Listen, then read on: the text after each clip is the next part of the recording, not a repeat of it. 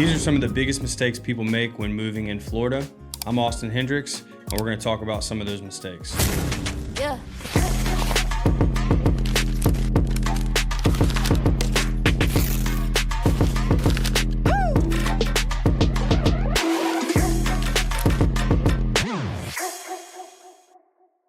The first one, you always want to book at least 1 week to 2 weeks ahead of time so that everything can move properly and we can get you on the schedule and make sure that those times work for you. The second one, especially here in Florida, is the weather. You always want to check the weather on moving day, obviously in the mornings, but weeks ahead of time so you know if a big storm is coming or a hurricane or something like that. And then number 3 would be being organized. So labeling boxes, labeling rooms, labeling the new place as those boxes go in, having labels on the door, so on and so forth. Just being super organized so that the guys aren't always asking you, hey, where's this go? Hey, where's this go? Number 4 would be definitely doing the most for yourself. A lot of people don't want to do anything, and that's fine. But most of the time people are saying, hey, we'll do a lot of this stuff. We just want you to move the big stuff. We'll take care of the small stuff and the packing.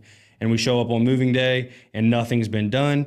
And so that obviously adds time, which adds money. And, so those are some of the problems that we deal with. And then the last one, I think, is the most important. The more you do, the more you save. So big red flags for a lot of companies, in my opinion, would be, they're giving you a flat rate price. You don't have to do anything. And then they show up and it's obviously a different price. They're asking more money to unload. And that's where kind of like the brokers and stuff like that happen. So big red flags, avoid those kind of things.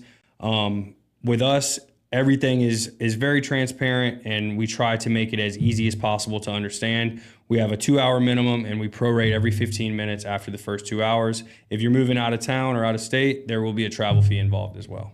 So an experience with something like that would be, we show up to a house for an estimate and we do the whole thing, do the whole estimate, come back, give them a quote, and they're really worried about a deposit or they're worried about movers showing up on time. And for us, it's a no problem. Most of the time, we don't even take deposits unless you're going out of state or out of town where, we would need a credit card on file so that everything runs smoothly. But for instance, this customer one time, they didn't want to pay the deposit and, I reluctantly waived it so that they could pay on the other end. And we get down there, we unload everything, and they're expecting these big costs. And from the estimate, when I told them, I said, this is how it's going to go. This is the guys are going to take payment at the end. You don't expect any big unexpected costs.